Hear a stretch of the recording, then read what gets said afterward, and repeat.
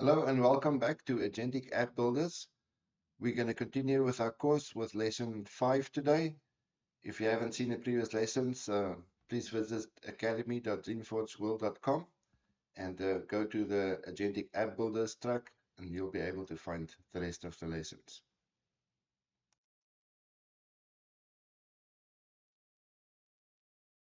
Okay, so here we are. We're going to create your Next.js site without writing any code, and I'll show you how easy it is to set up the basic infrastructure for most of the applications you'll be building using agentic coding. Again, just a tip that I've learned from experience, don't always try to think which framework is better than which one. They can all achieve the same result. It's always better to get to learn one of the common, well-known and trusted ones first before you experiment with the other ones. You absolutely can and should do that, but the Next.js platform and environment hosted on Vercel is probably one of the most widely used in the world. So I recommend you start with that. So I'm going to take my camera out of the way and we're going to do a little bit of practical. I will do some things with you to point out how you work, but I'm not going to guide you step by step on the practical. I want you to discover the environment on your own and then refer back to the theory in the lesson if you get stuck. So before we get there though, let's review the learning objectives together. So you're going to use the create next app command to scaffold a brand new Next.js project. Then in step 2, you're going to run npm run dev, that's Node Package Manager. And you're going to visit your site on your own computer, localhost port 3000. So that's simulating what it would look like before the public sees it and where you do your testing and development. Identify the 3 or 4 files that you will actually edit during this course. You can stop and restart your server cleanly because very often for more advanced applications when they involve databases or certain changes, we call it schema database migrations for the database needs to be applied. Depending on the tech stack that you're using, you may have to stop the dev server for it to take effect. Just think of it as a refresh and reload of the most current settings. So this is the lesson where your website becomes real on your computer. And by the end, you'll see your name on a page running at a special address only your computer can see. And you will know which files to ask the AI to edit for you. So then in one paragraph, what is Next.js? It is a popular framework for building modern websites. A framework is a starter kit with sensible defaults, so you do not have to invent everything yourself. Next.js is the same framework Vercel was built around, so the deploy step in lesson 8 will be one click only. You do not need to learn Next.js as a topic now. You only need to know which files to point your agent at, your AI coding agent, like Claude or Codex. So some more information about localhost 3000. When you do run your website locally on your computer, it pretends to be a tiny private internet just for you. That's how you can see it. The address localhost means this computer, and 3000 means the door number. So when you visit localhost:3000 in your browser, you are visiting your in-progress site. Nobody else can see it, like I said. Lesson 8 is where it becomes alive and visible to the public. Just as an early pro tip, you don't have to use port 3000. Maybe port 3000 is in use by some other application on your computer. Then just use 3001, 3002, or many other ports that are free. The key takeaway is the port must be free and available for use and compatible with what you're building. So depending on where you put your projects folder, just open that folder. And as you've probably seen in the previous lessons, my recommendation is to create a parent folder where all your projects goes in, and then a subfolder underneath that. In my case, I did it a little differently. I don't have a parent projects folder, but I have an external drive, an SSD, solid state disk, where all my projects have a folder in a root. That works too. It's up to you. So for those of you on Windows computers, just you can press Control plus the tick on Windows or Command plus tick on the Mac, or you can use your Windows mouse and open a new terminal in a new tab or drop down like this. You can do it in Shell, but I normally just use the command prompt like this. So next thing you're going to do is you're going to copy or type this command, npx create next app at latest my site. So you copy this, you right click and paste it. You open this a little bit. And I like to sometimes add a dot just to make sure it does it in the current directory. Now in this case, let me stop here and point out the mistake I made. We should not do this in a root of the drive. We should do it in a folder. So let me correct that and get back to you. So what we're going to do is make a directory called my site. And we're going to change to that my site. Then we're going to copy the command. I've already got it in my clipboard, so I'll just Control V to paste it, press dot, and hit enter.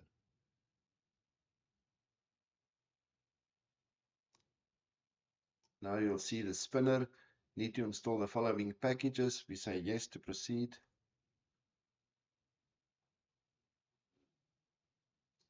Go with the recommended defaults, which will install TypeScript, ESLint, no React compiler, the Tailwind CSS, that's cascading style sheets, the app router, and your agents MD. That's a markdown. So if you haven't discovered, MD means markdown, and it's very important, this agents file. And similar on the Claude side, the Claude.md, which gives it basically like the system prompt for the coding agent. Try and keep those files short to prevent context wastage, but still refer commands that are not often used by the agents from these files into related subfiles. More on that later. So let's continue with yes, use recommended defaults.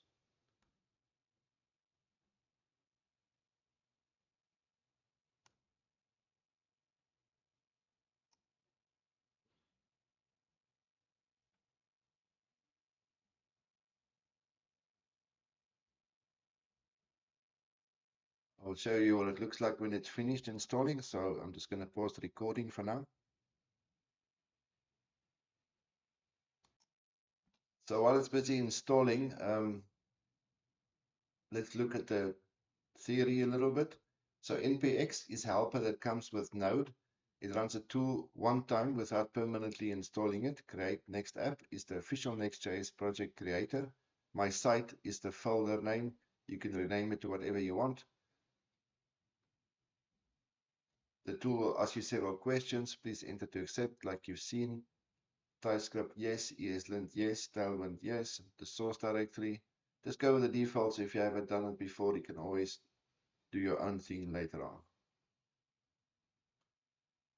So in step 3, once it's installed, I'll bring back my terminal window and we'll walk through this together.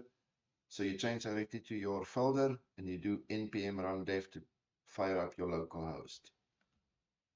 So the installation is complete. It added 359 packages and looks like everything went well. So it created a site under my site. I'm going to rename this actually to projects, just so that that doesn't duplicate like this.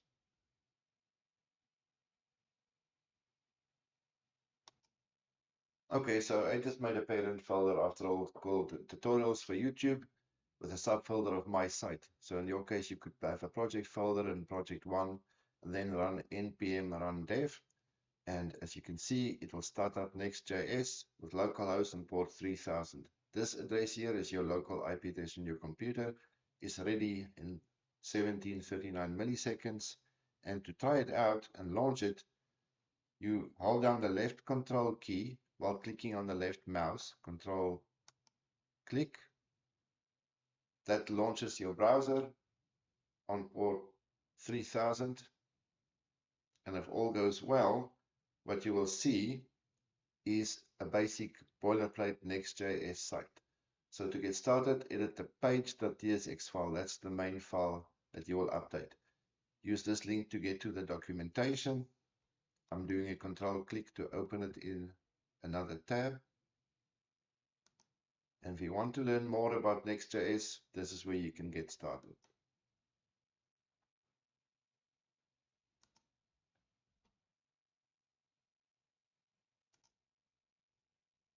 You could even deploy it at this early stage, but of course you're going to deploy the template site. So don't really click on this at the moment.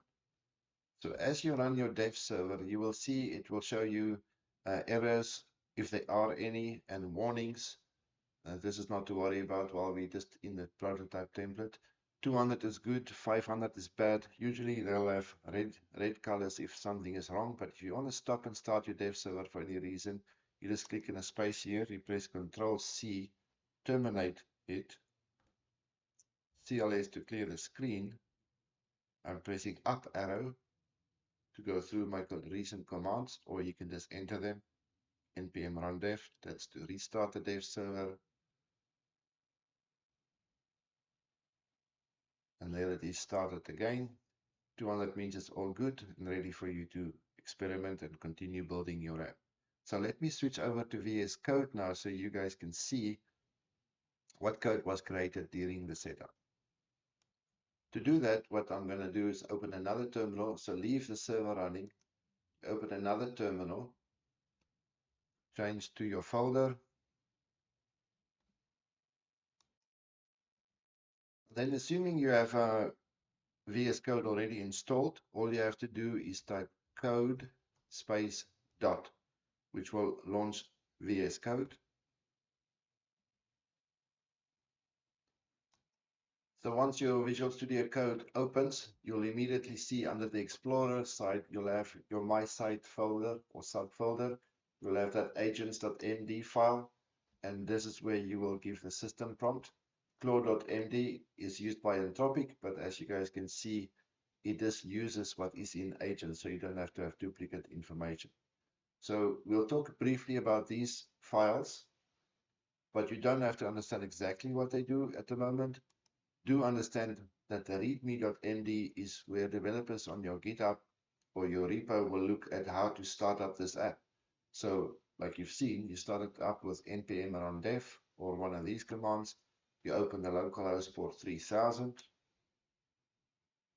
and you can start editing the page by modifying app page.tsx. You can do that manually, but we're going to tell the coding agent to do it. So just scan through this. If you want to learn about it, pick up a piece of it, copy and paste it into your Claude Code or Codex agent.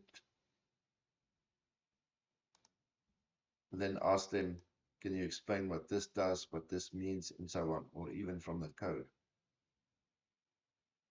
So if I open up page.tsx, this will show you what our basic template looks like at the moment. You don't have to understand this, you just have to know that this is the file that you'll edit to build a basic page. But the coding agent will update all of these for you as we need. There's your global style sheets that currently is very basic and it shows the colors and the look and feel of the template site, the layout and how that is set up. An interesting file is the .gitignore. Any files that appear in here is you want to keep them on your computer and not send them up to your GitHub or repo. And you'll sometimes tell the agent to ignore certain files like your env star, this is a joker or a wildcard, your .vercel and so on. This is where you will set your API keys and your secrets, and you obviously don't want to commit this because those are like passwords and you should never share them. You'll learn more about these as we go. No need to worry about these, just know that they exist. Your next config, your packages that the system has installed for us are all listed in this file. So take a look, it's quite a big file of all the packages, but you don't normally have to manually edit this. Your README and your tsconfig. So this is the basic app structure that a Next.js application has. Just a caution, don't edit under node modules. There's almost no reason for building most of the apps you will to directly edit these. So back to the lesson then on step 4, a short tour of the files. So in VS Code, you can look at the file explorer like we did. You will see many folders. And for this course, only a few really matter, so I might have pointed out a few interesting ones more. But the source app page TSX is the main page of your site. This is a file you will change in lesson 6. The source app layout is the shared shell around every page, the title, the fonts, etc. You will set the page title here, for example. The globals.css is your global styles or cascading style sheets. Most styling will be done with Tailwind CSS classes inside page TSX, but this file controls the basics. Your public folder is for your images. If you add a profile picture later, an avatar, if you have a photo site for a photographer or an artist website, you will put your images in here. You can also have subfolders in it. Your package.json file is a small text file that lists what your project depends on. You will rarely edit this directly, like I said. The AI agent and Node Package Manager keep it in sync between them. Just a reminder, 2 folders are never edited by hand, your Node modules and your .next file. So the Node modules is the downloaded library code. It is big, like you've seen. Never edit this, never commit this. The tools will manage it. And .next is the temporary build output, and the tools will manage that too. So to stop your dev server, you've already seen that you can use Control-C, and to start it, use npm run dev. And to show it in the browser, you control left click and click on the localhost after you ran npm run dev. Remember this, npm run dev, control left click on localhost, Control-C to stop it, and then it should be running on your port localhost 3000, just like that. So this is all going to be replaced when you add your own content. This is just a placeholder. Quick review of some of the common mistakes. If you're running npx create next app from inside an existing project folder, always run it from your projects folder, so the new project becomes a sibling, not nested, just like I've shown in the beginning, and then created the parent folder and then the subfolder. Closing the terminal window, which kills the dev server. Don't do that. You want to keep your terminal up and running so that your server stays up and running.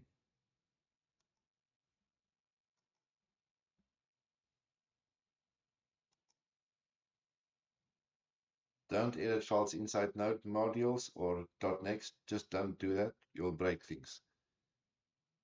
And if you've made a mistake in the installation and chose no for the app router during the setup, this course assumes that you will have taken the app router defaults. So if you haven't, just go back and reinstall it. So then your assignment, from your projects folder, you can run npx create next app at latest my site and accept the recommended defaults. You change directly into your site and you run npm run dev like I've shown. Then you visit localhost.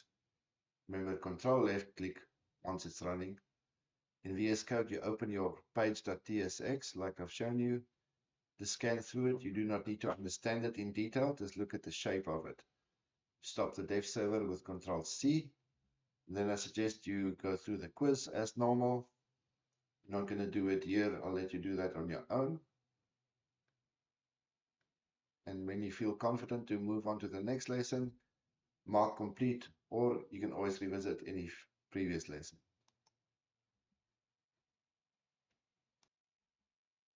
And if it wasn't obvious to you because you just jumped into this lesson, I'm using Claude and Codex, and I'm using them inside VS Code through the extensions. So I've installed them under the extensions. Claude over there and Codex over there.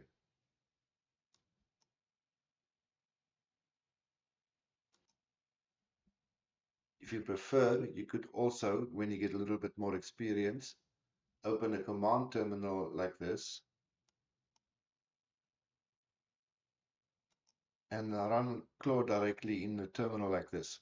In this example here, I'm just showing you how to check the version.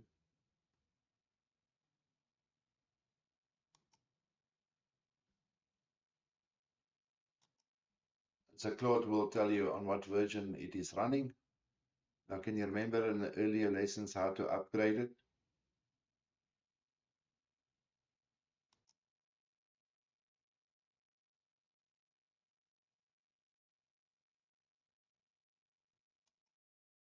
So you just type Claude space dash dash update, and as you can see, we have updated to version 2.1.138. I suggest you do this at least once a week. They release updates very frequently, and always try to run the most current version. And if you prefer to work outside of VS Code, you can just open your terminal and type Claude like this, and run it directly in the CLI or the command line interface. Many people like to do that, and that works perfectly fine. We can see that we're in auto mode. We can shift tab to accept the edits, to plan, or auto. So always when you start a new project, work in plan mode, and then you can just type here. See if Claude wants to talk to you.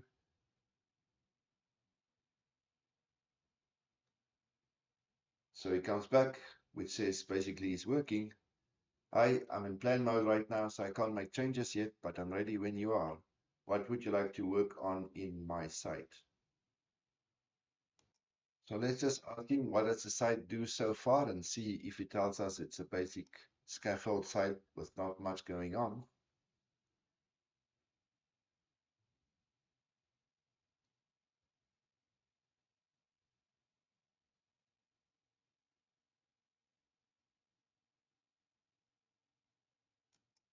And just like I said, he came back and said nothing custom yet. It's the default create next app template. Okay, so we will continue. Let's press slash exit and then tab and enter. So you can resume the session by typing Claude dash dash resume. I'll just minimize the window, and we're back in VS Code where we can also talk to him via the extension. So thanks for watching, and in the next lesson we will begin to make this boilerplate template site have some real content, and you feel free to use your own content, and I will also make some content. Don't copy me, just use whatever you want to put in your site, but keep it basic while you're learning the technical stuff. Don't get too carried away starting to build a complex site. The idea is just to understand the principles. So thanks for watching, and see you in the next one.